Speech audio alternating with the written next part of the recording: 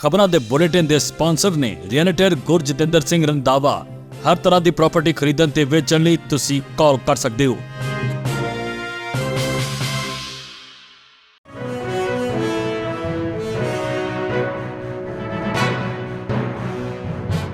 सत श्री अकाल, तुसी वेख रहे हो पंजाब मेल USA TV। मैं हाँ संजीव यश खन्ना। खबरां दे बुलेटिन दे विच स्वागत। सब तो पहला चोणवीआं खबरां। डिप्लोमैट्स दे परतण मगरों कनेडा वीज़ा एप्लीकेशन नूं लैके वड्डी अपडेट। कैनेडा दे वीज़ा ते की हुण लग सकदी है रोक। US वीज़ा इजराइली बिना वीज़ा 90 दिनां दी अमरीका यात्रा कर सकणगे। वैबसाइट ते डिलीट कीती पोस्ट पाए जाण मगरों जज वल्लों डोनाल्ड ट्रंप नूं चेतावनी। मुड़ गोलीबारी नाल दह लिया अमरीका, 19 साला बंदूकधारी सने 4 लोकां दी मौत। मैरीलैंड दे जज दे घर विच गोलियां मार के कतल। 2 अमरीकी बंधकां नूं कीता रिहा, बाइडन तो डरिया हमास। हुण खबरां विस्तार दे विच।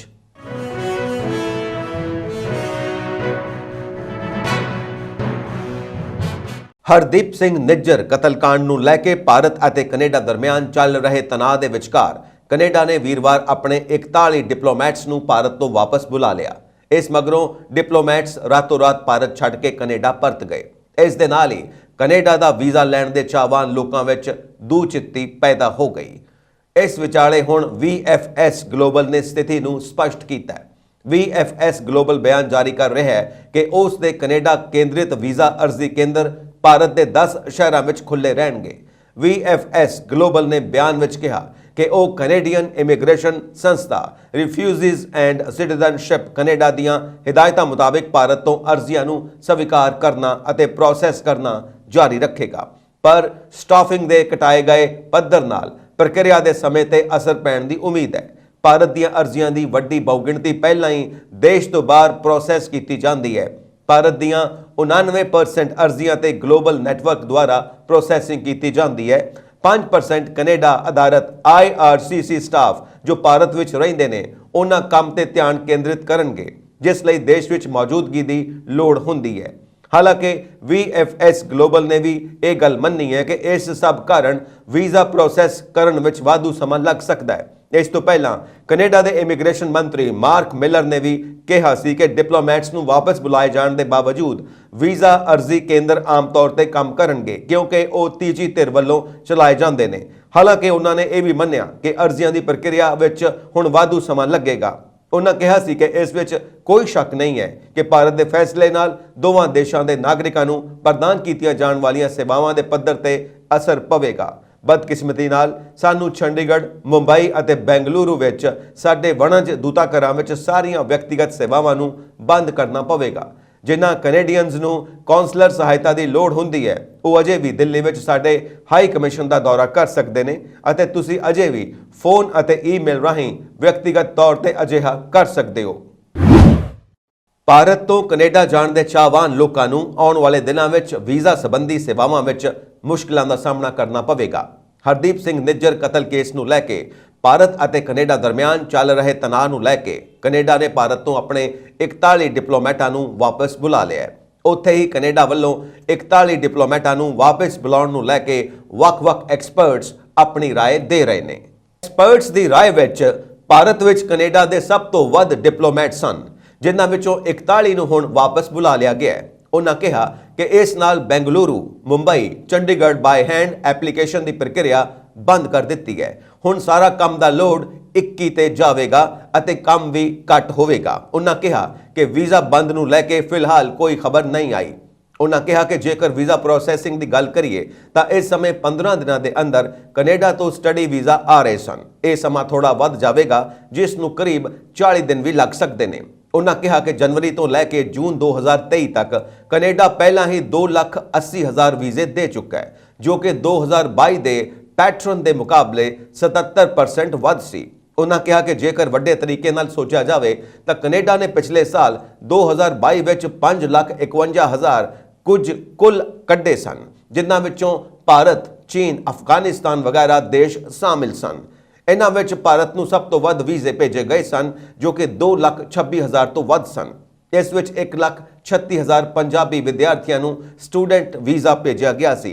ਜੇਕਰ ਪੈਟਰਨ ਦੇ ਹਿਸਾਬ ਨਾਲ ਵੇਖਿਆ ਜਾਵੇ ਤਾਂ ਕੈਨੇਡਾ 6 ਲੱਖ ਤੋਂ ਵੱਧ ਸਟੱਡੀ ਵੀਜ਼ਾ ਦਸੰਬਰ ਤੱਕ ਭੇਜ ਸਕਦਾ ਹੈ। ਵੀਜ਼ਾ ਆਉਣ ਵਿੱਚ ਥੋੜਾ ਸਮਾਂ ਲੱਗ ਸਕਦਾ ਹੈ। ਬੱਚਿਆਂ ਨੂੰ ਪੈਨਿਕ ਹੋਣ ਦੀ ਲੋੜ ਨਹੀਂ ਹੈ। ਜ਼ਿਕਰਯੋਗ ਹੈ ਕਿ ਹਰਦੀਪ ਸਿੰਘ ਨਿੱਜਰ ਕਤਲ ਕੇਸ ਨੂੰ ਲੈ ਕੇ ਭਾਰਤ ਅਤੇ ਕੈਨੇਡਾ ਦਰਮਿਆਨ ਚੱਲ ਰਹੇ ਤਣਾਅ ਦਰਮਿਆਨ ਕੈਨੇਡਾ ਨੇ ਭਾਰਤ ਤੋਂ ਆਪਣੇ 41 ਡਿਪਲੋਮੈਟਾਂ ਨੂੰ ਵਾਪਸ ਬੁਲਾ ਲਿਆ। ਇਸ ਕਾਰਨ ਚੰਡੀਗੜ੍ਹ, ਮੁੰਬਈ, ਬੈਂਗਲੁਰੂ ਅਤੇ ਕੋਲਕਾਤਾ ਵਿੱਚ 4 ਕੌਂਸਲੇਟਾਂ ਵਿੱਚ ਕੈਨੇਡਾ ਲਈ ਵੀਜ਼ਾ ਸੇਵਾਵਾਂ ਬੰਦ ਹੋ ਗਈਆਂ ਨੇ, ਜਿਸ ਦਾ ਮਤਲਬ ਹੈ ਕਿ ਹੁਣ ਇਨ੍ਹਾਂ ਸ਼ਹਿਰਾਂ ਦੇ ਲੋਕਾਂ ਨੂੰ ਕੈਨੇਡਾ ਦੇ ਵੀਜ਼ਾ ਲਈ ਦਿੱਲੀ ਜਾਣਾ ਪਵੇਗਾ। ਇਨ੍ਹਾਂ ਵਿੱਚ ਸਭ ਤੋਂ ਵੱਡਾ ਝਟਕਾ ਉਹਨਾਂ ਪੰਜਾਬੀਆਂ ਨੂੰ ਲੱਗਾ ਹੈ ਜਿਨ੍ਹਾਂ ਦੇ ਬੱਚੇ ਜਾਂ ਮਾਪੇ ਕੈਨੇਡਾ ਜਾਣਾ ਚਾਹੁੰਦੇ ਨੇ। ਉਹਨਾਂ ਨੂੰ ਵੀ ਕੈਨੇਡਾ ਵੀਜ਼ਾ ਅਰਜ਼ੀਆਂ ਦੀ ਪ੍ਰਕਿਰਿਆ ਲਈ ਦਿੱਲੀ ਜਾਣਾ ਪਵੇਗਾ।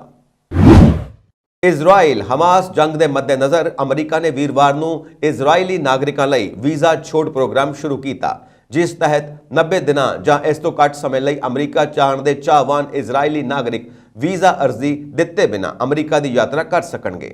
ਅਮਰੀਕਾ ਨੇ 27 ਸਤੰਬਰ ਨੂੰ ਐਲਾਨ ਕੀਤਾ ਸੀ ਕਿ ਉਹ ਵੀਜ਼ਾ ਛੋਟ ਪ੍ਰੋਗਰਾਮ ਵਿੱਚ ਇਜ਼ਰਾਈਲ ਨੂੰ ਸ਼ਾਮਿਲ ਕਰ ਰਿਹਾ ਹੈ। ਇਸ ਪ੍ਰੋਗਰਾਮ ਵਿੱਚ 40 ਤੋਂ ਵੱਧ ਯੂਰਪੀ ਅਤੇ ਏਸ਼ੀਆਈ ਦੇਸ਼ ਸ਼ਾਮਿਲ ਨੇ, ਜਿਨ੍ਹਾਂ ਦੇ ਨਾਗਰਿਕ ਬਿਨਾਂ ਵੀਜ਼ੇ ਦੇ 3 ਮਹੀਨਿਆਂ ਲਈ ਅਮਰੀਕਾ ਦੀ ਯਾਤਰਾ ਕਰ ਸਕਦੇ ਨੇ। ਅਮਰੀਕਾ ਨੇ ਪਹਿਲਾਂ ਕਿਹਾ ਸੀ ਕਿ ਇਜ਼ਰਾਈਲੀ ਨਾਗਰਿਕ 3 ਨਵੰਬਰ ਤੋਂ ਬਿਨਾਂ ਵੀਜ਼ਾ ਅਮਰੀਕਾ ਦੀ ਯਾਤਰਾ ਸ਼ੁਰੂ ਕਰ ਸਕਦੇ ਨੇ, ਪਰ ਅੰਦਰੂਨੀ ਸੁਰੱਖਿਆ ਮੰਤਰਾਲੇ ਨੇ ਇੱਕ ਨਿਊਜ਼ ਰਿਲੀਜ਼ ਵਿੱਚ ਕਿਹਾ ਕਿ ਇਹ ਪ੍ਰੋਗਰਾਮ ਹੁਣ ਵੀਰਵਾਰ ਤੋਂ ਸ਼ੁਰੂ ਕਰ ਦਿੱਤਾ ਗਿਆ ਹੈ।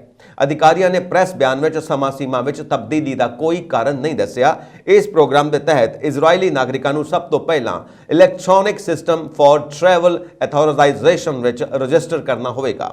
ਹੋਮਲੈਂਡ ਸਿਕਿਉਰਿਟੀ ਮੰਤਰਾਲੇ ਨੇ ਇੱਕ ਨਿਊਜ਼ ਰਿਲੀਜ਼ ਵਿੱਚ ਕਿਹਾ ਕਿ ਇਹ ਇੱਕ ਸਵੈਚਲਿਤ ਪ੍ਰਣਾਲੀ ਹੈ ਜੋ ਇਸ ਨਿਰਧਾਰਿਤ ਕਰਦੀ ਹੈ ਕਿ ਕੋਈ ਵਿਅਕਤੀ ਯਾਤਰਾ ਕਰਨ ਦੇ ਯੋਗ ਹੈ ਜਾਂ ਨਹੀਂ। ਇਸ ਪ੍ਰਕਿਰਿਆ ਵਿੱਚ 72 ਘੰਟੇ ਲੱਗ ਸਕਦੇ ਨੇ, ਫਿਰ ਵਿਅਕਤੀ ਅਮਰੀਕਾ ਦੀ ਯਾਤਰਾ ਕਰ ਸਕਦਾ ਹੈ। ਮੰਤਰਾਲੇ ਨੇ ਕਿਹਾ ਕਿ ਯੋਗ ਬਣਨ ਲਈ ਇੱਕ ਇਜ਼ਰਾਈਲੀ ਨਾਗਰਿਕ ਕੋਲ ਬਾਇਓਮੈਟ੍ਰਿਕ ਮਾਪਦੰਡਾਂ ਵਾਲਾ ਪਾਸਪੋਰਟ ਹੋਣਾ ਚਾਹੀਦਾ ਹੈ। ਜਿਨ੍ਹਾਂ ਕੋਲ ਅਜਿਹਾ ਪਾਸਪੋਰਟ ਨਹੀਂ ਹੈ, ਉਹਨਾਂ ਨੂੰ ਅਮਰੀਕੇ ਦੇ ਵੀਜ਼ੇ ਲਈ ਅਪਲਾਈ ਕਰਨਾ ਪਵੇਗਾ। ਡੋਨਾਲਡ ਟਰੰਪ ਦੇ ਸਿਵਲ ਕਪਲੇ ਦੇ ਮੁਕੱਦਮੇ ਦੇ ਜੱਜ ਨੇ ਸ਼ੁੱਕਰਵਾਰ ਨੂੰ ਸਾਬਕਾ ਰਾਸ਼ਟਰਪਤੀ ਨੂੰ ਮਾਣਹਾਨੀ ਦੇ ਮਾਮਲੇ ਦੀ ਚੇਤਾਵਨੀ ਦਿੱਤੀ, ਜਿਸ ਨਾਲ ਉਹਨਾਂ ਨੂੰ ਜੁਰਮਾਨਾ ਜਾਂ ਜੇਲ੍ਹ ਜਾਣ ਦੀ ਸੰਭਾਵਨਾ ਵੱਧ ਗਈ। ਜੱਜ ਆਰਥਰ ਐਂਗਰੋਨ ਨੇ ਕਿਹਾ ਕਿ ਵੈਬਸਾਈਟ ਤੇ ਪੋਸਟ ਨੂੰ ਬਰਕਰਾਰ ਰੱਖਣਾ ਅਤੇ ਉਸ ਦੇ 3 ਅਕਤੂਬਰ ਦੇ ਆਦੇਸ਼ ਦੀ ਸਪਸ਼ਟ ਉਲੰਘਣਾ ਸੀ, ਜਿਸ ਵਿੱਚ ਟਰੰਪ ਨੂੰ ਅਪਮਾਨਜਨਕ ਸੰਦੇਸ਼ ਨੂੰ ਤੁਰੰਤ ਮਿਟਾਉਣ ਦੀ ਮੰਗ ਕੀਤੀ ਗਈ ਸੀ। ਕੇਂਦਰੀ ਵਾਸ਼ਿੰਗਟਨ ਵਿੱਚ 19 ਸਾਲਾ ਇੱਕ ਹਮਲਾਵਰ ਨੇ 4 ਵਿਅਕਤੀਆਂ ਨੂੰ ਗੋਲੀ ਮਾਰ ਦਿੱਤੀ, ਜਿਸ ਵਿੱਚ 3 ਜਣਿਆਂ ਦੀ ਮੌਤ ਹੋ ਗਈ। ਇਸ ਮਗਰੋਂ ਹਮਲਾਵਰ ਨੇ ਖੁਦ ਵੀ ਗੋਲੀ ਮਾਰ ਕੇ ਖੁਦਕੁਸ਼ੀ ਕਰ ਲਈ। ਸਪੈਨਿਸ਼ ਪੁਲਿਸ ਮੁਖੀ ਜੌਨ ਕਲੇਰੀ ਨੇ ਦੱਸਿਆ ਕਿ ਹਮਲਾਵਰ ਨੇ ਸਵੇਰੇ 5 ਵਜੇ ਇੱਥੇ ਇੱਕ ਘਰ ਵਿੱਚ 13 ਸਾਲਾ ਨਾਬਾਲਗ ਅਤੇ 18 ਤੇ 21 ਸਾਲਾਂ ਦੀਆਂ 2 ਲੜਕੀਆਂ ਨੂੰ ਗੋਲੀ ਮਾਰ ਕੇ ਹੱਤਿਆ ਕਰ ਦਿੱਤੀ। ਹਮਲਾਵਰ ਨੇ 21 ਸਾਲ ਦੇ ਇੱਕ ਹੋਰ ਨੌਜਵਾਨ ਨੂੰ ਵੀ ਗੋਲੀ ਮਾਰ ਦਿੱਤੀ। ਨੌਜਵਾਨ ਜ਼ੇਰੇ ਇਲਾਜ ਹੈ ਅਤੇ ਉਸ ਦੀ ਹਾਲਤ ਗੰਭੀਰ ਹੈ। ਬੀਤੇ ਦਿਨ ਮੈਰੀਲੈਂਡ ਵਿੱਚ ਇੱਕ ਵਾਸ਼ਿੰਗਟਨ ਕਾਉਂਟੀ ਸਰਕਟ ਦੇ ਜੱਜ ਐਂਡਰਿਊ ਵਿਲਕਿਨਸਨ ਨੂੰ ਵੀਰਵਾਰ ਦੀ ਸ਼ਾਮ ਉਸ ਦੇ ਘਰ ਦੇ ਅੰਦਰ ਗੋਲੀਆਂ ਮਾਰ ਕੇ ਕਤਲ ਕਰ ਦਿੱਤਾ ਗਿਆ ਸੀ, ਪਰ ਅਜੇ ਤੱਕ ਕਿਸੇ ਵੀ ਸ਼ੱਕੀ ਨੂੰ ਗ੍ਰਿਫਤਾਰ ਨਹੀਂ ਕੀਤਾ ਗਿਆ। ਪੁਲਿਸ ਨੇ ਹੈਰਾਨ ਕਰਨ ਵਾਲੇ ਇਸ ਅਪਰਾਧ ਵਿੱਚ ਅਜੇ ਤੱਕ ਕਿਸੇ ਦੀ ਵੀ ਗ੍ਰਿਫਤਾਰੀ ਦਾ ਐਲਾਨ ਨਹੀਂ ਕੀਤਾ। ਸਥਾਨਕ ਰਿਪੋਰਟਾਂ ਅਤੇ ਵਾਸ਼ਿੰਗਟਨ ਕਾਉਂਟੀ ਸ਼ੈਰਿਫ ਦੇ ਦਫ਼ਤਰ ਅਨੁਸਾਰ ਵਾਸ਼ਿੰਗਟਨ ਕਾਉਂਟੀ ਸਰਕਟ ਕੋਰਟ ਦੇ ਜੱਜ ਐਂਡਰਿਊ ਵਿਲਕਿਨਸਨ ਨੂੰ ਰਾਤ 8 ਵਜੇ ਦੇ ਕਰੀਬ ਆਪਣੇ ਹੇਗਰਸਟਾਊਨ ਘਰ ਦੇ ਡਰਾਈਵਵੇ ਵਿੱਚ ਪਾਇਆ ਗਿਆ। ਵਿਲਕਿਨਸਨ, ਜਿਸ ਨੂੰ ਗੋਲੀਆਂ ਲੱਗੀਆਂ ਸਨ, ਉਸ ਨੂੰ ਮੈਰਿਟਸ ਮੈਡੀਕਲ ਸੈਂਟਰ ਹਸਪਤਾਲ ਲਿਜਾਇਆ ਗਿਆ, ਜਿੱਥੇ ਉਹਨਾਂ ਨੂੰ ਮ੍ਰਿਤਕ ਐਲਾਨ ਦਿੱਤਾ ਗਿਆ। ਅਧਿਕਾਰੀਆਂ ਨੇ ਕਿਹਾ ਕਿ ਸ਼ੈਰਿਫ ਦੇ ਦਫ਼ਤਰ ਨੇ ਅਜੇ ਤੱਕ ਕਿਸੇ ਦੀ ਗ੍ਰਿਫਤਾਰੀ ਦੀ ਰਿਪੋਰਟ ਨਹੀਂ ਕੀਤੀ ਜਾਂ ਕੋਈ ਸ਼ੱਕੀ ਵੇਰਵਾ ਜਾਰੀ ਨਹੀਂ ਕੀਤਾ। ਜੱਜ ਦੇ ਕਤਲ ਦਾ ਮਕਸਦ ਵੀ ਸਪਸ਼ਟ ਨਹੀਂ ਹੋਇਆ। ਇਜ਼ਰਾਈਲ ਅਤੇ ਗਾਜ਼ਾ ਵਿਚਾਲੇ 14 ਦਿਨਾਂ ਤੋਂ ਜੰਗ ਚੱਲ ਰਹੀ ਹੈ। ਹਮਾਸ ਦੇ ਲੜਾਕਿਆਂ ਨੇ ਇਜ਼ਰਾਈਲ ਅਤੇ ਹੋਰ ਦੇਸ਼ਾਂ ਦੇ ਵੱਡੀ ਗਿਣਤੀ ਨਾਗਰਿਕਾਂ ਨੂੰ ਬੰਦਕ ਬਣਾ ਰੱਖਿਆ ਹੈ। ਇਸ ਦੌਰਾਨ ਪਹਿਲੀ ਵਾਰ ਗਾਜ਼ਾ ਪੱਟੀ ਵਿੱਚ ਹਮਾਸ ਦੇ ਅੱਤਵਾਦੀਆਂ ਨੇ ਉਦਾਰਤਾ ਦਿਖਾਉਣ ਦੀ ਗੱਲ ਕੀਤੀ ਹੈ। ਹਮਾਸ ਦੇ ਇਸ ਬਦਲਾਅ ਤੇ ਹਰ ਕੋਈ ਹੈਰਾਨ ਹੈ। ਹੁਣ ਤੱਕ ਸੈਂਕੜੇ ਇਜ਼ਰਾਈਲੀ ਅਤੇ ਅਮਰੀਕੀ ਨਾਗਰਿਕਾਂ ਨੂੰ ਬੰਦਕ ਬਣਾਉਣ ਵਾਲੇ ਹਮਾਸ ਨੇ ਮਨੁੱਖਤਾ ਦੀ ਗੱਲ ਕਰਦਿਆਂ 2 ਅਮਰੀਕੀ ਨਾਗਰਿਕਾਂ ਨੂੰ ਰਿਹਾ ਕਰਨ ਦਾ ਦਾਅਵਾ ਕੀਤਾ। ਹਮਾਸ ਦੇ ਫੌਜੀ ਵਿੰਗ ਅਲ-ਕਸਾਸ ਬ੍ਰਿਗੇਡਸ ਦੇ ਬੁਲਾਰੇ ਅਬੂ ਉਬੈਦਾ ਨੇ ਸ਼ੁੱਕਰਵਾਰ ਨੂੰ ਇੱਕ ਬਿਆਨ ਜਾਰੀ ਕਰਦਿਆਂ ਕਿਹਾ ਕਿ ਕਤਰ ਦੁਆਰਾ ਵਿਚੋਲਗੀ ਦੀਆਂ ਕੀਤੀਆਂ ਕੋਸ਼ਿਸ਼ਾਂ ਤੋਂ ਬਾਅਦ ਅਸੀਂ ਮਨੁੱਖੀ ਕਾਰਨਾਂ ਕਰਕੇ 2 ਅਮਰੀਕੀ ਬੰਦਕਾਂ ਨੂੰ ਰਿਹਾ ਕੀਤਾ ਹੈ। ਇਹ ਦੋਵੇਂ ਮਾਂ ਧੀ ਹਨ। ਹੁਣ ਸਵਾਲ ਇਹ ਹੈ ਕਿ ਹਮਾਸ ਦਾ ਦਿਲ ਬਦਲ ਗਿਆ ਜਾਂ ਇਹ ਅਮਰੀਕਾ ਦਾ ਡਰ ਹੈ ਕਿ ਉਸ ਦੇ ਬੰਦਕਾਂ ਨੂੰ ਰਿਹਾ ਕਰਨਾ ਪਿਆ। ਅਬੂ ਉਬੈਦਾ ਨੇ ਇੱਕ ਬਿਆਨ ਵਿੱਚ ਕਿਹਾ ਕਤਰ ਦੇ ਯਤਨਾਂ ਲਈ ਧੰਨਵਾਦ। ਅਲ ਕਸਾਮ ਬ੍ਰਿਗੇਡ ਨੇ ਮਨੁੱਖੀ ਕਾਰਨਾਂ ਕਰਕੇ 2 ਅਮਰੀਕੀ ਨਾਗਰਿਕਾਂ, ਇੱਕ ਮਾਂ ਤੇ ਉਸ ਦੀ ਧੀ ਨੂੰ ਰਿਹਾ ਕਰ ਦਿੱਤਾ। ਹਮਾਸ ਨੇ ਸ਼ੁੱਕਰਵਾਰ ਨੂੰ ਕਿਹਾ ਕਿ ਉਹ ਗਾਜ਼ਾ ਵਿੱਚ ਬੰਦਕ ਬਣਾਏ ਗਏ 2 ਅਮਰੀਕੀ ਨਾਗਰਿਕਾਂ ਨੂੰ ਰਿਹਾ ਕਰੇਗਾ। 2 ਇਜ਼ਰਾਈਲੀ ਨਾਗਰਿਕਾਂ ਨੇ ਕਿਹਾ ਕਿ ਦੋਵਾਂ ਬੰਦਕਾਂ ਨੂੰ ਰਿਹਾ ਕਰਨ ਦੀ ਪ੍ਰਕਿਰਿਆ ਜਾਰੀ ਹੈ। ਹੁਣ ਉਹਨਾਂ ਨੂੰ ਰਿਹਾ ਕਰ ਦਿੱਤਾ ਗਿਆ ਹੈ। ਹਮਾਸ ਅੱਤਵਾਦੀ ਸਮੂਹ, ਜਿਸ ਨੂੰ ਅਮਰੀਕਾ ਦੁਆਰਾ ਇੱਕ ਅੱਤਵਾਦੀ ਸੰਗਠਨ ਮੰਨਿਆ ਗਿਆ ਹੈ, ਉਸ ਨੇ ਕਿਹਾ ਕਿ ਉਹ ਕਤਰ ਦੁਆਰਾ ਵਿਚੋਲਗੀ ਦੀਆਂ ਕੋਸ਼ਿਸ਼ਾਂ ਤੋਂ ਬਾਅਦ ਮਾਨਵੀ ਆਧਾਰ ਤੇ ਮਾਂ ਧੀ ਨੂੰ ਰਿਹਾ ਕਰ ਰਿਹਾ ਹੈ। ਇਸ ਤੋਂ ਪਹਿਲਾਂ ਹਮਾਸ ਕਈ ਇਜ਼ਰਾਈਲੀ ਅਤੇ ਵਿਦੇਸ਼ੀ ਬੰਦਕਾਂ ਨੂੰ ਮਾਰ ਚੁੱਕਾ ਹੈ, ਪਰ ਇਹ ਪਹਿਲੀ ਵਾਰ ਹੋਇਆ ਹੈ ਕਿ ਇੱਕ ਅਮਰੀਕੀ ਮਾਂ ਧੀ ਨੂੰ ਬੰਧਨ ਤੋਂ ਮੁਕਤ ਕੀਤਾ ਗਿਆ। ਇਜ਼ਰਾਈਲੀ ਅਧਿਕਾਰੀਆਂ ਮੁਤਾਬਿਕ ਹਮਾਸ ਨੇ 7 ਅਕਤੂਬਰ ਨੂੰ ਇਜ਼ਰਾਈਲ ਤੇ ਅੱਤਵਾਦੀ ਹਮਲੇ ਦੌਰਾਨ ਕਰੀਬ 200 ਲੋਕਾਂ ਨੂੰ ਬੰਦਕ ਬਣਾ ਲਿਆ ਸੀ। ਬੰਦਕਾਂ ਦੀ ਰਿਹਾਈ ਨੂੰ ਸੁਰੱਖਿਅਤ ਕਰਨਾ ਅਮਰੀਕਾ ਅਤੇ ਇਜ਼ਰਾਈਲੀ ਦੋਵਾਂ ਸਰਕਾਰਾਂ ਲਈ ਪ੍ਰਮੁੱਖ ਤਰਜੀਹ ਰਹੀ ਹੈ। ਹਮਾਸ ਨੇ ਇਸ ਤੋਂ ਪਹਿਲਾਂ ਇਜ਼ਰਾਈਲ ਤੋਂ ਬੰਦਕਾਂ ਦੇ ਬਦਲੇ ਫਿਲਿਸਤੀਨੀ ਕੈਦੀਆਂ ਨੂੰ ਰਿਹਾ ਕਰਨ ਦੀ ਮੰਗ ਕੀਤੀ ਸੀ। ਭਾਰਤ ਤੇ ਕੈਨੇਡਾ ਵਿਚਾਲੇ ਹਰਦੀਪ ਸਿੰਘ ਨਿੱਜਰ ਦੀ ਹੱਤਿਆ ਤੋਂ ਪੈਦਾ ਹੋਏ ਵਿਵਾਦ ਕਾਰਨ ਕੈਨੇਡਾ ਦੀ ਵਿਦੇਸ਼ ਮੰਤਰੀ ਮੈਲਾਨੀ ਜੋਲੀ ਨੇ ਕਿਹਾ ਕਿ ਦੇਸ਼ ਦੇ 41 ਡਿਪਲੋਮੈਟਾਂ ਨੂੰ ਮਿਲੀ ਛੋਟ ਵਾਪਸ ਲੈਣ ਸੰਬੰਧੀ ਭਾਰਤ ਦੀ ਧਮਕੀ ਤੋਂ ਬਾਅਦ ਕੈਨੇਡਾ ਨੇ ਇਹਨਾਂ ਡਿਪਲੋਮੈਟਾਂ ਤੇ ਉਹਨਾਂ ਦੇ ਪਰਿਵਾਰਾਂ ਨੂੰ ਵਾਪਸ ਕੈਨੇਡਾ ਸੱਦ ਲਿਆ। ਕੈਨੇਡਾ ਦੇ ਪ੍ਰਧਾਨ ਮੰਤਰੀ ਜਸਟਿਨ ਟਰੂਡੋ ਨੇ ਪਿਛਲੇ ਮਹੀਨੇ ਦੋਸ਼ ਲਾਇਆ ਸੀ ਕਿ 45 ਸਾਲ ਦੇ ਹਰਦੀਪ ਸਿੰਘ ਨਿੱਜਰ ਦੀ ਬ੍ਰਿਟਿਸ਼ ਕੋਲੰਬੀਆ ਵਿੱਚ 18 ਜੂਨ ਨੂੰ ਹੋਈ ਹੱਤਿਆ ਦੇ ਮਾਮਲੇ ਵਿੱਚ ਭਾਰਤੀ ਏਜੰਟ ਦੀ ਸ਼ਮੂਲੀਅਤ ਦੀ ਸੰਭਾਵਨਾ ਹੈ। ਭਾਰਤ ਨੇ ਨਿੱਜਰ ਨੂੰ 2020 ਵਿੱਚ ਅੱਤਵਾਦੀਆਂ ਦੀ ਸੂਚੀ ਵਿੱਚ ਸ਼ਾਮਿਲ ਕੀਤਾ ਸੀ। ਭਾਰਤ ਨੇ ਇਹਨਾਂ ਦੋਸ਼ਾਂ ਤੇ ਨਾਰਾਜ਼ਗੀ ਜ਼ਾਹਿਰ ਕੀਤੀ ਅਤੇ ਇਹਨਾਂ ਦੋਸ਼ਾਂ ਨੂੰ ਬੇਤੁਕਾ ਤੇ ਨਿੱਜੀ ਸਵਾਰਥ ਤੋਂ ਪ੍ਰੇਰਿਤ ਦੱਸ ਕੇ ਖਾਰਜ ਕੀਤਾ ਸੀ। ਓਟਵਾ ਵਿੱਚ ਇੱਕ ਪ੍ਰੈਸ ਕਾਨਫਰੰਸ ਦੌਰਾਨ ਜੋਲੀ ਨੇ ਅੱਜ ਕਿਹਾ, ਮੈਂ ਇਸ ਗੱਲ ਦੀ ਪੁਸ਼ਟੀ ਕਰਦੀ ਹਾਂ ਕਿ ਭਾਰਤ ਨੇ 20 ਅਕਤੂਬਰ ਤੱਕ ਦਿੱਲੀ ਵਿੱਚ ਤਾਇਨਾਤ 21 ਕੈਨੇਡੀਅਨ ਡਿਪਲੋਮੈਟਾਂ ਨੂੰ ਛੱਡ ਕੇ ਹੋਰ ਸਾਰੇ ਸਟਾਫ ਤੇ ਉਹਨਾਂ ਦੇ ਪਰਿਵਾਰਾਂ ਦੀ ਛੋਟ ਇੱਕ ਪਾਸੜ ਢੰਗ ਨਾਲ ਵਾਪਸ ਲੈਣ ਸੰਬੰਧੀ ਆਪਣੀ ਯੋਜਨਾ ਦੀ ਰਸਮੀ ਤੌਰ ਤੇ ਜਾਣਕਾਰੀ ਦਿੱਤੀ ਹੈ। ਕੈਨੇਡਾ, ਚੰਡੀਗੜ੍ਹ, ਮੁੰਬਈ ਅਤੇ ਬੈਂਗਲੁਰੂ ਵਿੱਚ ਸਥਿਤ ਕੌਂਸਲੇਟਾਂ ਵਿੱਚ ਸਾਰੀਆਂ ਵਿਅਕਤੀਗਤ ਸੇਵਾਵਾਂ ਰੋਕ ਦੇਵੇਗਾ ਤੇ ਹੁਣ ਭਾਰਤ ਵਿਚਲੇ ਸਾਰੇ ਕੈਨੇਡੀਅਨਜ਼ ਨੂੰ ਨਵੀਂ ਦਿੱਲੀ ਸਥਿਤ ਹਾਈ ਕਮਿਸ਼ਨ ਆਉਣ ਲਈ ਕਹਿ ਰਿਹਾ ਹੈ। ਜੋਲੀ ਦੇ ਬਿਆਨ ਤੋਂ ਬਾਅਦ ਨਵੀਂ ਦਿੱਲੀ ਵਿੱਚ ਸਥਿਤ ਕੈਨੇਡੀਅਨ ਦੂਤਾਵਾਸ ਨੇ ਆਪਣੇ ਨਾਗਰਿਕਾਂ ਨੂੰ ਬੈਂਗਲੁਰੂ, ਚੰਡੀਗੜ੍ਹ ਅਤੇ ਮੁੰਬਈ ਵਿੱਚ ਅਤੇ ਇਨ੍ਹਾਂ ਸ਼ਹਿਰਾਂ ਦੁਆਲੇ ਉੱਚ ਪੱਧਰ ਦੀ ਸਾਵਧਾਨੀ ਵਰਤਣ ਲਈ ਕਿਹਾ ਹੈ। ਜੋਲੀ ਨੇ ਕਿਹਾ ਕਿ ਕੂਟਨੀਤਿਕ ਸਮਾਨਤਾ ਵਾਸਤੇ ਉਹਨਾਂ ਦੀ ਅਣਉਚਿਤ ਅਪੀਲ ਤਹਿਤ ਭਾਰਤ ਸਿਰਫ 21 ਡਿਪਲੋਮੈਟਾਂ ਅਤੇ ਉਹਨਾਂ ਦੇ ਪਰਿਵਾਰਾਂ ਨੂੰ ਆਪਣੀ ਕੂਟਨੀਤਿਕ ਸਥਿਤੀ ਕਾਇਮ ਰੱਖਣ ਦੀ ਇਜਾਜ਼ਤ ਦੇਵੇਗਾ। ਇਸੇ ਦੌਰਾਨ ਕੈਨੇਡਾ ਦੇ ਇਮੀਗ੍ਰੇਸ਼ਨ ਤੇ ਨਾਗਰਿਕਤਾ ਮੰਤਰੀ ਮਾਰਕ ਮਿਲਰ ਨੇ ਕਿਹਾ ਕਿ ਕੈਨੇਡਾ ਦੇ ਡਿਪਲੋਮੈਟਾਂ ਦੀ ਗਿਣਤੀ ਨੂੰ 1/3 ਤੱਕ ਘੱਟ ਕਰਨ ਐਲਾਨ ਨਾਲ ਭਾਰਤ ਵਿੱਚ ਕੈਨੇਡਾ ਦੇ ਕੌਂਸਲੇਟ ਸਟਾਫ ਵੱਲੋਂ ਮੁਹੱਈਆ ਕਰਵਾਈਆਂ ਜਾ ਰਹੀਆਂ ਸੇਵਾਵਾਂ ਪ੍ਰਭਾਵਿਤ ਹੋਣਗੀਆਂ। ਪ੍ਰਧਾਨ ਮੰਤਰੀ ਜਸਟਿਨ ਟਰੂਡੋ ਨੇ ਕਿਹਾ ਕਿ ਕੈਨੇਡੀਅਨ ਡਿਪਲੋਮੈਟਾਂ ਤੇ ਭਾਰਤ ਸਰਕਾਰ ਦੀ ਕਾਰਵਾਈ ਲੱਖਾਂ ਲੋਕਾਂ ਲਈ ਆਮ ਜੀਵਨ ਮੁਸ਼ਕਿਲ ਬਣਾ ਰਹੀ ਹੈ। ਟਰੂਡੋ ਨੇ ਕਿਹਾ ਕਿ ਉਸਨੇ 41 ਡਿਪਲੋਮੈਟਾਂ ਨੂੰ ਇੱਕ ਪਾਸੜ ਤੌਰ ਤੇ ਉਹਨਾਂ ਦਾ ਦਰਜਾ ਵਾਪਸ ਲੈਣ ਦੀ ਭਾਰਤੀ ਧਮਕੀ ਤੋਂ ਬਾਅਦ ਵਾਪਸ ਬੁਲਾ ਲਿਆ ਹੈ। ਟਰੂਡੋ ਨੇ ਕਿਹਾ ਕਿ ਅਜਿਹੀਆਂ ਕਾਰਵਾਈਆਂ ਭਾਰਤ ਅਤੇ ਕੈਨੇਡਾ ਵਿੱਚ ਲੱਖਾਂ ਲੋਕਾਂ ਲਈ ਜੀਵਨ ਨੂੰ ਜਾਰੀ ਰੱਖਣਾ ਮੁਸ਼ਕਿਲ ਬਣਾ ਰਹੀਆਂ ਨੇ। ਕੈਨੇਡਾ ਦੇ ਹੁਣ ਭਾਰਤ ਵਿੱਚ 21 ਡਿਪਲੋਮੈਟ ਬਾਕੀ ਨੇ। ਇਜ਼ਰਾਈਲ ਨੇ ਅੱਜ ਸਵੇਰੇ ਗਾਜ਼ਾ ਪੱਟੀ ਤੇ ਬੰਬਬਾਰੀ ਕੀਤੀ, ਜਿਸ ਕਾਰਨ ਵੱਡੀ ਗਿਣਤੀ ਵਿੱਚ ਲੋਕ ਜ਼ਖਮੀ ਹੋ ਗਏ। ਇਸ ਦੌਰਾਨ ਇਜ਼ਰਾਈਲ ਨੇ ਲੈਬਨਾਨ ਨਾਲ ਲੱਗਦੀ ਸਰਹੱਦ ਤੇ ਇੱਕ ਇਜ਼ਰਾਈਲੀ ਕਸਬੇ ਨੂੰ ਖਾਲੀ ਕਰਨਾ ਸ਼ੁਰੂ ਕਰ ਦਿੱਤਾ ਹੈ। ਇਜ਼ਰਾਈਲ ਦਾ ਇਹ ਕਦਮ ਖੇਤਰੀ ਟਕਰਾਅ ਦਾ ਦਾਇਰਾ ਵਧਣ ਦਾ ਨਵਾਂ ਸੰਕੇਤ ਜਾਪ ਰਿਹਾ ਹੈ। ਲੈਬਨਾਨ ਦੇ ਹਿਜ਼ਬੁੱਲਾ ਅਤਵਾਦੀ ਗਰੁੱਪ ਦਾ ਤਕਰੀਬਨ ਰੋਜ਼ ਇਜ਼ਰਾਈਲੀ ਫੌਜ ਨਾਲ ਟਕਰਾ ਹੋ ਰਿਹਾ ਹੈ। ਹਿਜ਼ਬੁੱਲਾ ਕੋਲ ਵੱਡੀ ਗਿਣਤੀ ਰਾਕਟ ਨੇ ਜੋ ਲੰਬੀ ਦੂਰੀ ਤੱਕ ਮਾਰ ਕਰਦੇ ਨੇ। ਜੇਕਰ ਇਜ਼ਰਾਈਲ ਹਮਾਸ ਨੂੰ ਤਬਾਹ ਕਰਨ ਦੇ ਰਾਹ ਪੈਂਦਾ ਹੈ ਤਾਂ ਹਿਜ਼ਬੁੱਲਾ ਵੀ ਜੰਗ ਵਿੱਚ ਸ਼ਾਮਿਲ ਹੋ ਸਕਦਾ ਹੈ। ਇਹਨਾਂ ਦੋਵਾਂ ਗਰੁੱਪਾਂ ਨੂੰ ਈਰਾਨ ਦੀ ਹਿਮਾਇਤ ਪ੍ਰਾਪਤ ਹੈ। ਜੰਗ ਦੌਰਾਨ ਇਜ਼ਰਾਈਲੀ ਰੱਖਿਆ ਮੰਤਰੀ ਨੇ ਅੱਜ ਕਿਹਾ ਕਿ ਉਹ ਗਾਜ਼ਾ ਦੇ ਨਾਗਰਿਕਾਂ ਨੂੰ ਕੰਟਰੋਲ ਕਰਨ ਦੇ ਚਾਹਵਾਨ ਨਹੀਂ ਹਨ ਤੇ ਉਹਨਾਂ ਦੀ ਲੜਾਈ ਹਮਾਸ ਅਤਵਾਦੀ ਗਰੁੱਪ ਨਾਲ ਹੈ। ਉਹਨਾਂ ਕਿਹਾ ਕਿ ਹਮਾਸ ਨੂੰ ਖਤਮ ਕਰਨ ਤੋਂ ਬਾਅਦ ਫੌਜ ਦੀ ਗਾਜ਼ਾ ਪੱਟੀ ਵਿੱਚ ਲੋਕਾਂ ਦੀ ਜ਼ਿੰਦਗੀ ਨੂੰ ਕੰਟਰੋਲ ਕਰਨ ਦੀ ਕੋਈ ਯੋਜਨਾ ਨਹੀਂ ਹੈ। ਰੱਖਿਆ ਮੰਤਰੀ ਯੋਆਵ ਗੋਲਾਂਟ ਨੇ ਕਿਹਾ ਕਿ ਇਜ਼ਰਾਈਲ ਨੂੰ ਲੱਗਦਾ ਹੈ ਕਿ ਜੰਗ 3 ਗੇੜਾਂ ਵਿੱਚ ਹੋਵੇਗੀ, ਜੋ ਕਿ ਹਵਾਈ ਹਮਲਿਆਂ ਤੋਂ ਜ਼ਮੀਨ ਤੱਕ ਚੱਲੇਗੀ।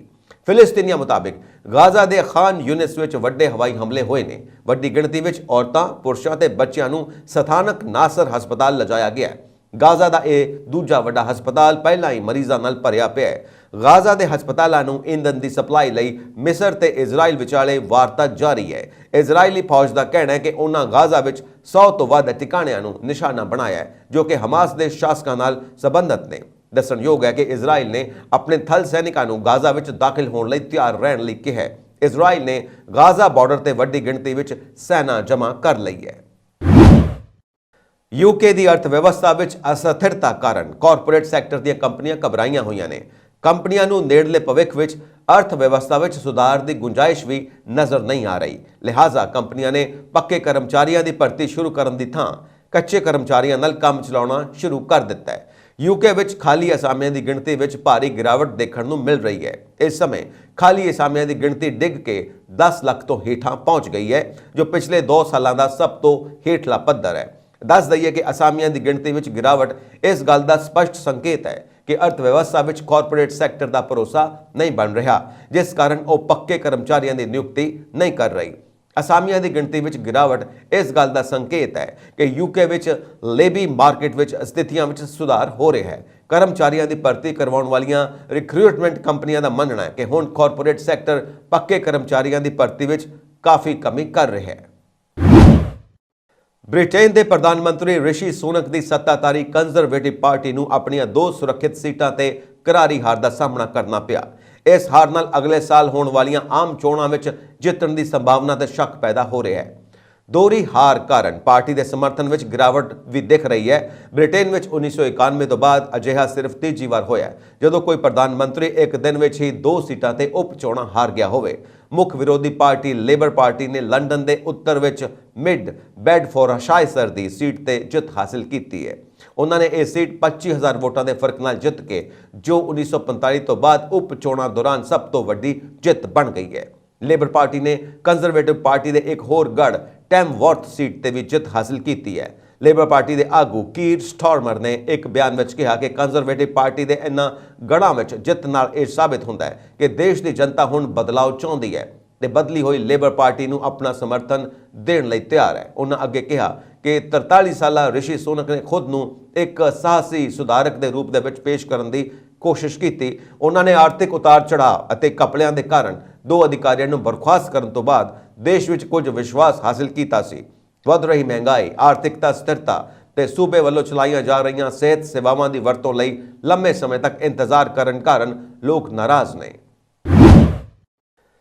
ਇਜ਼ਰਾਈਲ ਅਤੇ ਹਮਾਸ ਵਿਚਾਲੇ ਪਿਛਲੇ 14 ਦਿਨਾਂ ਤੋਂ ਜੰਗ ਜਾਰੀ ਹੈ। ਇਸ ਸਭ ਦੇ ਵਿਚਕਾਰ ਖਬਰ ਆ ਰਹੀ ਹੈ ਕਿ ਬ੍ਰਾਨਿਟ ਬੈਰਕ ਦੇ ਕੋਲ ਤਾਇਨਾਤ ਪੈਦਲ ਫੋਰਸ ਤੇ ਹਿਜ਼ਬੁੱਲਾ ਦੇ ਹਮਲੇ ਵਿੱਚ 3 ਇਜ਼ਰਾਈਲੀ ਫੌਜੀ ਮਾਰੇ ਗਏ ਅਤੇ 4 ਹੋਰ ਜ਼ਖਮੀ ਹੋ ਗਏ। ਅਲ ਮਿਆਦੀਨ ਨੇ ਰਿਪੋਰਟ ਦਿੱਤੀ ਕਿ ਹਿਜ਼ਬੁੱਲਾ ਨੇ 3 IDF ਸੈਨਿਕਾਂ ਨੂੰ ਮਾਰ ਦਿੱਤਾ। ਤੁਹਾਨੂੰ ਦੱਸ ਦਈਏ ਕਿ ਲੈਬਨਾਨ ਇਜ਼ਰਾਈਲ ਸਰਹੱਦ ਤੇ ਝੜਪਾਂ ਵਧਦੀਆਂ ਜਾ ਰਹੀਆਂ ਨੇ। ਲੈਬਨਾਨੀ ਪ੍ਰਤੀਰੋਧ ਪਾਰਟੀ ਨੇ ਘੋਸ਼ਣਾ ਕੀਤੀ ਕਿ ਵੀਰਵਾਰ ਨੂੰ ਅਲ ਅਬਾਦ ਮਿਲਟਰੀ ਸਾਈਟ ਦੇ ਨੇੜੇ ਦੱਖਣੀ ਲੈਬਨਾਨ ਵਿੱਚ ਇਜ਼ਰਾਈਲੀ ਕਬਜ਼ੇ ਵਾਲੇ ਬੁਲਾਂ ਦੁਆਰਾ ਪੱਤਰਕਾਰ ਤੇ ਹਮਲਾ ਕਰਨ ਤੋਂ ਬਾਅਦ ਉਸ ਨੂੰ ਇੱਕ ਬੈਰਕ ਦੇ ਨੇੜੇ ਇੱਕ ਪੈਦਲ ਸੈਨਾ ਨੂੰ ਨਿਸ਼ਾਨਾ ਬਣਾਇਆ ਸੀ। ਹਿਜ਼ਬੁੱਲਾ ਨੇ ਕਿਹਾ ਕਿ ਉਸ ਨੇ ਗਾਈਡਡ ਮਿਜ਼ਾਈਲਾਂ ਨਾਲ ਕਬਜ਼ਾ ਕਰਨ ਵਾਲੀ ਫੋਰਸ ਨੂੰ ਨਿਸ਼ਾਨਾ ਬਣਾਇਆ। ਇਸ ਗੱਲ ਦੀ ਪੁਸ਼ਟੀ ਕੀਤੀ ਗਈ ਕਿ ਹਮਲੇ ਦੇ ਨਤੀਜੇ ਵਜੋਂ ਫੋਰਸ ਦੇ ਕਈ ਮੈਂਬਰ ਜ਼ਖਮੀ ਹੋਏ ਅਤੇ ਮੈਂਬਰ ਮਾਰੇ ਗਏ। ਕਬਜ਼ੇ ਵਾਲੇ ਸੂਬਾ ਫੋਰਮਸ ਵਿੱਚ ਇਜ਼ਰਾਈਲੀ ਫੌਜੀ ਅਹੁਦਿਆਂ ਦੇ ਨਾਲ ਕਬਜ਼ੇ ਵਾਲੇ ਕਫਰ ਚੌਬਾ ਪਹਾੜੀਆਂ ਵਿੱਚ 2 ਇਜ਼ਰਾਈਲੀ ਸਾਈਟਾਂ ਨੂੰ ਗਾਈਡਡ ਮਿਸਾਈਲਾਂ ਦੁਆਰਾ ਨਿਸ਼ਾਨਾ ਬਣਾਇਆ ਗਿਆ ਸੀ। ਇਜ਼ਰਾਈਲ ਨੇ ਸ਼ੁੱਕਰਵਾਰ ਤੜਕੇ ਗਾਜ਼ਾ ਤੇ ਹਮਲੇ ਦੌਰਾਨ ਬੰਬ ਸੁੱਟੇ ਤੇ ਦੱਖਣ ਦੇ ਉਹਨਾਂ ਇਲਾਕਿਆਂ ਤੇ ਹਮਲਾ ਕੀਤਾ ਜਿੱਥੇ ਫਲਸਤੀਨੀਆਂ ਨੂੰ ਸੁਰੱਖਿਅਤ ਕਾਰਨਾਂ ਕਰਕੇ ਛੱਡਣ ਲਈ ਕਿਹਾ ਗਿਆ ਸੀ। ਇਸ ਦੇ ਨਾਲ ਹੀ ਇਜ਼ਰਾਈਲ ਉੱਤਰੀ ਸਰਹੱਦ ਦੇ ਲੈਬਨਾਨ ਦੇ ਨੇੜੇ ਇੱਕ ਵੱਡੇ ਸ਼ਹਿਰ ਨੂੰ ਖਾਲੀ ਕਰ ਰਿਹਾ ਹੈ, ਜਿਸ ਤੋਂ ਇਹ ਸੰਕੇਤ ਮਿਲਦਾ ਹੈ ਕਿ ਉਹ ਗਾਜ਼ਾ ਤੇ ਜ਼ਮੀਨੀ ਹਮਲਾ ਕਰ ਸਕਦਾ ਹੈ। ਗਾਜ਼ਾ ਦੇ ਫਲਸਤੀਨੀਆਂ ਨੇ ਦੱਸਿਆ ਕਿ ਦੱਖਣੀ ਖੇਤਰ ਵਿੱਚ ਸਥਿਤ ਖਾਨ ਯੂਨਿਸ ਨੂੰ ਭਾਰੀ ਹਵਾਈ ਹਮਲੇ ਦਾ ਸ਼ਿਕਾਰ ਬਣਾਇਆ ਗਿਆ ਹੈ। ਜ਼ਖਮੀ ਲੋਕਾਂ ਨੂੰ ਐਂਬੂਲੈਂਸ ਰਾਹੀਂ ਨਸੇਰ ਹਸਪਤਾਲ ਲਿਜਾਇਆ ਗਿਆ, ਜਿੱਥੇ ਪਹਿਲਾਂ ਹੀ ਮਰੀਜ਼ਾਂ ਅਤੇ ਸ਼ਰਨ ਮੰਗਣ ਵਾਲਿਆਂ ਦੀ ਭੀੜ ਸੀ। ਨਸੇਰ ਹਸਪਤਾਲ ਗਾਜ਼ਾ ਦਾ ਦੂਜਾ ਸਭ ਤੋਂ ਵੱਡਾ ਹਸਪਤਾਲ ਹੈ। ਇਜ਼ਰਾਈਲੀ ਫੌਜ ਨੇ ਕਿਹਾ ਕਿ ਉਸ ਨੇ ਗਾਜ਼ਾ ਵਿੱਚ ਹਮਾਸ ਦੇ ਸ਼ਾਸਕਾਂ ਨਾਲ ਜੁੜੇ 100 ਤੋਂ ਵੱਧ ਟਿਕਾਣਿਆਂ ਤੇ ਹਮਲਾ ਕੀਤਾ ਹੈ। ਇਹਨਾਂ ਟਿਕਾਣਿਆਂ ਵਿੱਚ ਇੱਕ ਸੁਰੰਗ, ਇੱਕ ਹਥਿਆਰਾਂ ਦਾ ਡਿਪੂ ਵੀ ਸ਼ਾਮਿਲ ਹੈ। ਗਾਜ਼ਾ ਪੱਟੀ ਵਿੱਚ 10 ਲੱਖ ਤੋਂ ਵੱਧ ਲੋਕ ਬੇਘਰ ਹੋ ਗਏ ਨੇ, ਜਿਨ੍ਹਾਂ ਵਿੱਚੋਂ ਬਹੁਤਿਆਂ ਨੇ ਇਜ਼ਰਾਈਲੀ ਖੇਤਰ ਨੂੰ ਖਾਲੀ ਕਰਨ ਦੇ ਹੁਕਮਾਂ ਦੀ ਪਾਲਣਾ ਕੀਤੀ। ਸੰਯੁਕਤ ਰਾਸ਼ਟਰ ਦੇ ਅਧਿਕਾਰੀਆਂ ਨੇ ਕਿਹਾ ਕਿ ਗਾਜ਼ਾ ਪੱਟੀ ਦੇ ਪਾਰ ਹਮਲਿਆਂ ਕਾਰਨ ਕੁਝ ਫਿਲਿਸਤੀਨੀਆਂ ਨੂੰ ਉੱਤਰ ਵੱਲ ਪਰਤਣ ਲਈ ਉੱਥੋਂ ਭੱਜ ਗਏ ਸਨ। ਸੰਯੁਕਤ ਰਾਸ਼ਟਰ ਦੇ ਮਨੁੱਖੀ ਅਧਿਕਾਰੀ ਦਫ਼ਤਰ ਦੀ ਬੁਲਾਰਾ ਰਵੀਨਾ ਸ਼ਾਮਦਾਸਾਨੀ ਨੇ ਕਿਹਾ ਕਿ ਹਮਲਿਆਂ ਦੇ ਨਾਲ ਦੱਖਣੀ ਖੇਤਰ ਵਿੱਚ ਬੁਰੇ ਹਾਲਾਤਾਂ ਕਾਰਨ ਲੋਕ ਉੱਤਰ ਵੱਲ ਪਰਤਣ ਲਈ ਮਜਬੂਰ ਹੋ ਗਏ ਸਨ। ਗਾਜ਼ਾ ਦੇ ਹਸਪਤਾਲਾਂ ਵਿੱਚ ਡਾਕਟਰਾਂ ਨੇ ਮੋਬਾਈਲ ਫੋਨ ਦੀ ਰੋਸ਼ਨੀ ਨਾਲ ਹਨੇਰੇ ਵਾਰਡਾਂ ਵਿੱਚ ਸਰਜਰੀ ਕੀਤੀ ਅਤੇ ਜ਼ਖਮਾਂ ਦੇ ਇਲਾਜ ਲਈ ਸਿਰਕੇ ਦੀ ਵਰਤੋਂ ਕੀਤੀ। ਕਰੀਬ 3000 ਟਨ ਸਹਾਇਤਾ ਸਮੱਗਰੀ ਲੈ ਕੇ ਜਾ ਰਹੇ 200 ਤੋਂ ਵੱਧ ਟਰੱਕ ਰਸਤੇ ਵਿੱਚ ਹੀ ਫਸੇ ਹੋਏ ਨੇ। ਕਿਉਂਕਿ ਹਵਾਈ ਹਮਲਿਆਂ ਵਿੱਚ ਨੁਕਸਾਨੀ ਗਈ ਸੜਕ ਦੀ ਮੁਰੰਮਤ ਅਜੇ ਤੱਕ ਨਹੀਂ ਹੋ ਸਕੀ। ਹਾਲਾਂਕਿ ਸ਼ੁੱਕਰਵਾਰ ਨੂੰ ਸੜਕ ਦੀ ਮੁਰੰਮਤ ਦਾ ਕੰਮ ਸ਼ੁਰੂ ਹੋ ਗਿਆ ਹੈ ਅਤੇ ਮਸ਼ੀਨਾਂ ਦੀ ਮਦਦ ਨਾਲ ਟੋਇਆਂ ਨੂੰ ਭਰਨ ਦੀ ਕੋਸ਼ਿਸ਼ ਕੀਤੀ ਜਾ ਰਹੀ ਹੈ। ਇਜ਼ਰਾਈਲ ਨੇ ਗਾਜ਼ਾ ਅਤੇ ਲੈਬਨਾਨ ਦੇ ਨੇੜੇ ਦੇ ਇਲਾਕਿਆਂ ਚੋਂ ਆਪਣੇ ਲੋਕਾਂ ਨੂੰ ਕੱਢ ਲਿਆ ਅਤੇ ਉਹਨਾਂ ਨੂੰ ਦੇਸ਼ ਦੇ ਹੋਰ ਕਿਤੇ ਇਲਾਕਿਆਂ ਵਿੱਚ ਭੇਜ ਦਿੱਤਾ ਹੈ। ਰੱਖਿਆ ਮੰਤਰਾਲੇ ਨੇ ਲੈਬਨਾਨੀ ਸਰਹੱਦ ਦੇ ਨੇੜੇ ਇੱਕ ਸ਼ਹਿਰ ਕਿਰਿਆਤ ਸ਼ਮੋਨਾ ਵਿੱਚ ਇੱਕ ਯੋਜਨਾ ਦਾ ਐਲਾਨ ਕੀਤਾ। ਇਸ ਯੋਜਨਾ ਤਹਿਤ 20,000 ਤੋਂ ਵੱਧ ਆਬਾਦੀ ਵਾਲੇ ਸ਼ਹਿਰ ਨੂੰ ਖਾਲੀ ਕਰਵਾਇਆ ਜਾਵੇਗਾ। ਚੀਨ ਦੀ ਅਰਥਵਿਵਸਥਾ ਕੋਵਿਡ ਤੋਂ ਬਾਅਦ ਦੀ ਅਸਥਿਰਤਾ ਅਤੇ ਏਕਾਧਿਕਾਰ ਵਿਰੋਧੀ ਮੁਹਿੰਮਾਂ ਤੋਂ ਉਭਰਨ ਲਈ ਸੰਘਰਸ਼ ਕਰ ਰਹੀ ਹੈ। ਅਜਿਹੇ ਵਿੱਚ ਸੱਤਾਧਾਰੀ ਕਮਿਊਨਿਸਟ ਪਾਰਟੀ ਨੇ ਘੱਟ ਹੁੰਦੇ ਵਪਾਰਕ ਵਿਸ਼ਵਾਸ ਨੂੰ ਹੁਲਾਰਾ ਦੇਣ ਦੀ ਕੋਸ਼ਿਸ਼ ਵਿੱਚ ਆਪਣੇ ਕੈਡਰਾਂ ਨੂੰ ਸੂਖਮ ਆਰਥਿਕ ਗਤੀਵਿਧੀਆਂ ਵਿੱਚ ਬੇਲੋੜੀ ਦਖਲਅੰਦਾਜ਼ੀ ਨਾ ਕਰਨ ਦੀ ਚੇਤਾਵਨੀ ਦਿੱਤੀ ਹੈ। ਰਾਸ਼ਟਰਪਤੀ ਸ਼ੀ ਜਿਨਪਿੰਗ ਦੀ ਅਗਵਾਈ ਵਾਲੀ ਕਮਿਊਨਿਸਟ ਪਾਰਟੀ ਆਫ ਚਾਈਨਾ ਅਧਿਕਾਰੀ ਪਿਛਲੇ ਕੁਝ ਸਾਲਾਂ ਵਿੱਚ ਅਲਬਾਬਾ ਵਰਗੇ ਦੇਸ਼ਾਂ ਦੇ ਅਰਬਾਂ ਡਾਲਰ ਦੇ ਕਾਰੋਬਾਰਾਂ ਅਤੇ ਜੈਕ ਮਾ ਵਰਗੇ ਉਦਮੀਆਂ ਤੇ ਲਗਾਮ ਕੱਸਣ ਲਈ ਏਕਾਧਿਕਾਰ ਵਿਰੋਧੀ ਮੁਹਿੰਮ ਵਿੱਚ ਸਭ ਤੋਂ ਅੱਗੇ ਰਹੇ। ਉਹ ਦੇਸ਼ ਦੀ ਸੰਘਰਸ਼ਸ਼ੀਲ ਆਰਥਿਕਤਾ ਨੂੰ ਮੁੜ ਸੁਰਜੀਤ ਕਰਨ ਲਈ ਨਿੱਜੀ ਖੇਤਰ ਪੱਕੀ ਨੀਤੀਆਂ ਦੇ ਭਰੋਸਾ ਦੇਣ ਤੋਂ ਬਾਅਦ ਇਸ ਸਾਲ ਮਾਰਚ ਵਿੱਚ ਸਵਦੇਸ਼ ਪਰਤੇ ਸਨ। ਇਸ ਤਰ੍ਹਾਂ ਦਾ ਭਰੋਸਾ ਦੇਣ ਵਾਲਿਆਂ ਵਿੱਚ ਪ੍ਰਧਾਨ ਮੰਤਰੀ ਲੀ ਕੁਇੰਗ ਮੁੱਖ ਤੌਰ ਤੇ ਸ਼ਾਮਿਲ ਸਨ, ਜਿਨ੍ਹਾਂ ਨੂੰ ਜੈਕ ਮਾ ਦਾ ਦੋਸਤ ਮੰਨਿਆ ਜਾਂਦਾ ਹੈ। ਰਾਸ਼ਟਰਪਤੀ ਸ਼ੀ ਨੇ ਵੀ ਇਸ ਤਰ੍ਹਾਂ ਦਾ ਭਰੋਸਾ ਦਿੱਤਾ ਹੈ। ਏਕਾਧਿਕਾਰ ਵਿਰੋਧੀ ਕਾਰਵਾਈ ਵਿੱਚ ਕਈ ਵੱਡੇ ਉਦਯੋਗਪਤੀਆਂ ਨੂੰ ਸੁਰੱਖਿਆ ਏਜੰਸੀਆਂ ਆਪਣੇ ਨਾਲ ਲੈ ਕੇ ਗਈਆਂ ਸਨ, ਜਿਸ ਤੋਂ ਬਾਅਦ ਨਿੱਜੀ ਕਾਰੋਬਾਰੀਆਂ ਵਿੱਚ ਦਹਿਸ਼ਤ ਦਾ ਮਾਹੌਲ ਬਣ ਗਿਆ। ਕੋਵਿਡ ਦੌਰਾਨ ਲਾਕਡਾਊਨ ਕਾਰਨ ਸਮੱਸਿਆ ਹੋਰ ਡੂੰਘੀ ਹੋ ਗਈ। ਸੀਪੀਸੀ ਸੈਂਟਰਲ ਪਾਰਟੀ ਸਕੂਲ ਦੇ ਮੈਗਜ਼ੀਨ ਸਟੱਡੀ ਟਾਈਮਜ਼ ਵਿੱਚ ਬੁੱਧਵਾਰ ਨੂੰ ਛਪੇ ਇੱਕ ਲੇਖ ਵਿੱਚ ਪਾਰਟੀ ਵਰਕਰਾਂ ਨੂੰ ਅਜਿਹੇ ਕਾਰੋਬਾਰਾਂ ਵਿੱਚ ਬੇਲੋੜਾ ਦਖਲ ਨਾ ਦੇਣ ਦੀ ਚੇਤਾਵਨੀ ਦਿੱਤੀ ਗਈ ਹੈ। ਪੁਲਿਸ ਯਾਦਗਾਰੀ ਦਿਵਸ ਮੌਕੇ ਪ੍ਰਧਾਨ ਮੰਤਰੀ ਨਰਿੰਦਰ ਮੋਦੀ ਨੇ ਸ਼ਨੀਵਾਰ ਨੂੰ ਚੁਣੌਤੀਪੂਰਨ ਹਾਲਾਤਾਂ ਵਿੱਚ ਵੀ ਪੁਲਿਸ ਕਰਮਚਾਰੀਆਂ ਦੇ ਸਮਰਪਣ ਅਤੇ ਨਾਗਰਿਕਾਂ ਦਾ ਮਾਰਗਦਰਸ਼ਨ ਕਰਨ ਲਈ ਉਹਨਾਂ ਦੀ ਸ਼ਲਾਘਾ ਕੀਤੀ। ਡਿਊਟੀ ਦੌਰਾਨ ਆਪਣਾ ਜੀਵਨ ਬਲੀਦਾਨ ਕਰਨ ਵਾਲੇ ਪੁਲਿਸ ਕਰਮੀਆਂ ਨੂੰ ਸ਼ਰਧਾਂਜਲੀ ਦੇਣ ਲਈ ਪੁਲਿਸ ਯਾਦਗਾਰੀ ਦਿਵਸ ਮਨਾਇਆ ਜਾਂਦਾ ਹੈ। ਸਾਲ 1959 ਵਿੱਚ ਅੱਜ ਦੇ ਦਿਨ 10 ਬਹਾਦਰ ਪੁਲਿਸ ਕਰਮੀਆਂ ਨੇ ਲਦਾਖ ਦੇ ਹੌਟ ਸਪ੍ਰਿੰਗ ਵਿੱਚ ਭਾਰੀ ਹਥਿਆਰਾਂ ਨਾਲ ਲੈਸ ਚੀਨੀ ਸੁਰੱਖਿਆ ਬਲਾਂ ਨਾਲ ਲੜਦੇ ਹੋਏ ਆਪਣੀ ਜਾਨ ਕੁਰਬਾਨ ਕਰ ਦਿੱਤੀ ਸੀ। ਮੋਦੀ ਨੇ ਐਕਸ ਤੇ ਪੋਸਟ ਕੀਤਾ, ਅਸੀਂ ਆਪਣੇ ਪੁਲਿਸ ਕਰਮਚਾਰੀਆਂ ਦੇ ਅਣਥੱਕ ਸਮਰਪਣ ਦੀ ਪ੍ਰਸ਼ੰਸਾ ਕਰਦੇ ਹਾਂ। ਉਹ ਸਹਿਯੋਗ ਚੁਣੌਤੀਪੂਰਨ ਸਥਿਤੀਆਂ ਵਿੱਚ ਨਾਗਰਿਕਾਂ ਦਾ ਮਾਰਗਦਰਸ਼ਨ ਕਰਨ ਅਤੇ ਸੁਰੱਖਿਆ ਯਕੀਨੀ ਕਰਨ ਵਿੱਚ ਮਜ਼ਬੂਤ ਥੰਮ ਰਹੇ ਨੇ। ਉਹਨਾਂ ਕਿਹਾ, ਸੇਵਾ ਪ੍ਰਤੀ ਉਹਨਾਂ ਦੀ ਅਟੁੱਟ ਵਚਨਬੱਧਤਾ ਬਹਾਦਰੀ ਦੀ ਅਸਲ ਭਾਵਨਾ ਨੂੰ ਦਰਸਾਉਂਦੀ ਹੈ। ਆਪਣੀਆਂ ਜਾਨਾਂ ਕੁਰਬਾਨ ਕਰਨ ਵਾਲੇ ਸਾਰੇ ਪੁਲਿਸ ਮੁਲਾਜ਼ਮਾਂ ਨੂੰ ਦਿਲੋਂ ਸ਼ਰਧਾਂਜਲੀ। ਪੰਜਾਬ ਵਿਧਾਨ ਸਭਾ ਦਾ 2 ਦਿਨਾਂ ਸੈਸ਼ਨ ਅੱਜ ਇੱਕ ਦਿਨ ਪਹਿਲਾਂ ਹੀ ਸਦਨ ਦੀ ਕਾਰਵਾਈ ਅਣਮਿੱਥੇ ਸਮੇਂ ਲਈ ਮੁਲਤਵੀ ਕਰਕੇ ਸਮਾਪਤ ਕਰ ਦਿੱਤਾ ਗਿਆ। ਮੁੱਖ ਮੰਤਰੀ ਭਗਵੰਤ ਮਾਨ ਨੇ ਅੱਜ ਸਦਨ ਵਿੱਚ ਪੰਜਾਬ ਵਿਧਾਨ ਸਭਾ ਦੇ ਵਿਸ਼ੇਸ਼ ਸੈਸ਼ਨ ਤੇ ਰਾਜਪਾਲ ਵੱਲੋਂ ਜਤਾਏ ਇਤਰਾਜ਼ ਤੇ ਸਖਤ ਪੈਂਤੜਾ ਲੈਂਦਿਆਂ ਕਿਹਾ ਕਿ ਆਪ ਸਰਕਾਰ ਰਾਜਪਾਲ ਬਨਵਾਰੀ ਲਾਲ ਪੁਰੋਹਿਤ ਦੇ ਵਿਧਾਨ ਸਭਾ ਦੇ ਮੌਜੂਦਾ ਸੈਸ਼ਨ ਨੂੰ ਗੈਰ ਕਾਨੂੰਨੀ ਦੱਸਣ ਵਾਲੇ ਪੱਤਰ ਖਿਲਾਫ ਸੁਪਰੀਮ ਕੋਰਟ ਦਾ ਰੁਖ ਕਰੇਗੀ। ਪੰਜਾਬ ਵਿਧਾਨ ਸਭਾ ਦੇ ਵਿਸ਼ੇਸ਼ ਸੈਸ਼ਨ ਦੇ ਪਹਿਲੇ ਦਿਨ ਸਿਫਰ ਕਾਲ ਦੌਰਾਨ ਬੇਅਦਬੀ ਮਾਮਲੇ, ਨਸ਼ਿਆਂ ਅਤੇ ਪਾਣੀਆਂ ਦੇ ਮੁੱਦਿਆਂ ਤੇ ਸਦਨ ਵਿੱਚ ਰੌਲਾ ਰੱਪਾ ਪਿਆ। ਇਸ ਤੋਂ ਪਹਿਲਾਂ ਵਿਛੜੀਆਂ ਹਸਤੀਆਂ ਅਤੇ ਅਗਨੀਵੀਰ ਅੰਮ੍ਰਿਤਪਾਲ ਸਿੰਘ ਨੂੰ ਸ਼ਰਧਾਂਜਲੀਆਂ ਭੇਂਟ ਕੀਤੀਆਂ ਗਈਆਂ। ਵਿਰੋਧੀ ਧਿਰ ਦੇ ਆਗੂ ਪ੍ਰਤਾਪ ਸਿੰਘ ਬਾਜਵਾ ਨੇ ਸਵਾਲ ਕੀਤਾ ਕਿ ਕੀ SYL ਤੇ ਬਹਿਸ ਕਰਨ ਲਈ ਕੋਈ ਸਮਾਂ ਰੱਖਿਆ ਗਿਆ ਹੈ। ਉਹਨਾਂ ਕਿਹਾ ਕਿ ਕਾਂਗਰਸ ਪਾਣੀਆਂ ਦੇ ਮੁੱਦੇ ਤੇ ਬਹਿਸ ਕਰਨਾ ਚਾਹੁੰਦੀ ਹੈ। ਮੁੱਖ ਮੰਤਰੀ ਭਗਵੰਤ ਮਾਨ ਆਪ ਦੇ ਸੰਸਦ ਮੈਂਬਰ ਸੰਦੀਪ ਪਾਠਕ ਦੀ ਮੁਅੱਤਲੀ ਯਕੀਨੀ ਬਣਾਉਣ, ਕਿਉਂਕਿ ਪੰਜਾਬ ਤੋਂ ਸੰਸਦ ਮੈਂਬਰ ਹੋਣ ਦੇ ਬਾਵਜੂਦ ਸੰਦੀਪ ਪਾਠਕ ਨੇ SYL ਦੇ ਮੁੱਦੇ ਤੇ ਹਰਿਆਣਾ ਦਾ ਪੱਖ ਲਿਆ।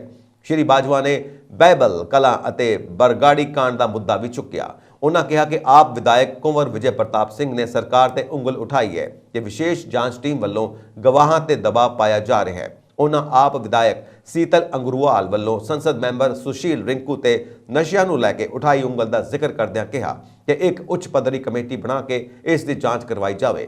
ਕਾਂਗਰਸੀ ਵਿਧਾਇਕ ਪ੍ਰਗਟ ਸਿੰਘ ਨੇ ਤਰਨਤਾਰਨ ਦੇ SSP ਗੁਰਮੀਤ ਚੌਹਾਨ ਦੇ ਤਬਾਦਲੇ ਕੀਤੇ ਜਾਣ ਤੇ ਸ਼ੰਕੇ ਖੜੇ ਕੀਤੇ।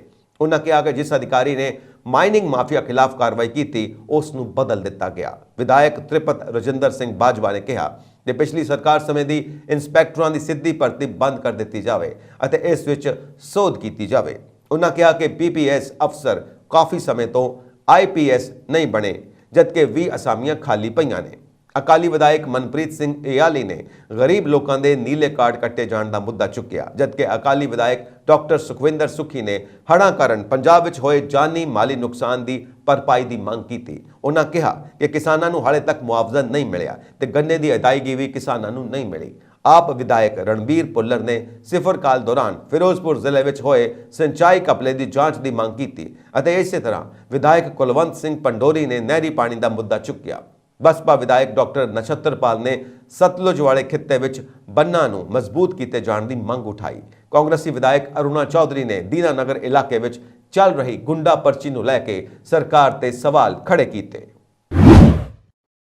ਇਹ ਸਨ ਅੱਜ ਦੀਆਂ ਮੁੱਖ ਖਬਰਾਂ। ਹੋਰ ਅਪਡੇਟਸ ਦੇ ਲਈ ਵੇਖਦੇ ਰਹੋ ਪੰਜਾਬ ਮੇਲ USA TV। ਸਤਿ ਸ਼੍ਰੀ ਅਕਾਲ।